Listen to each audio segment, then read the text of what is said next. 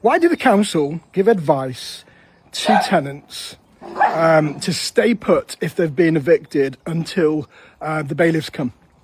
Because that's the advice that councils give, and I know that's the advice that they give across the whole of the country. Here's the thing. A council can't give somebody housing if they make themselves voluntarily homeless.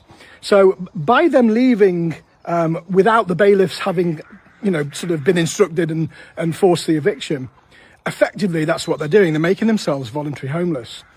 And then as soon as they become homeless for no fault of their own, then they can put them on the emergency housing register and find them accommodation.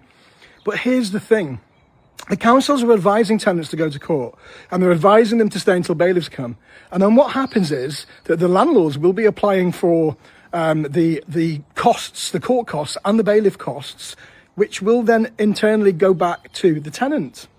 So they're costing the tenant more money for something that is going to happen inevitably anyway. If you're going to get an eviction notice, then the chances are, if you don't go, then the landlord is going to go to court. And that then will sit with the tenant to pay, can be awarded as a CCJ from the judge on the day. And it can then go for an attachment of earnings order.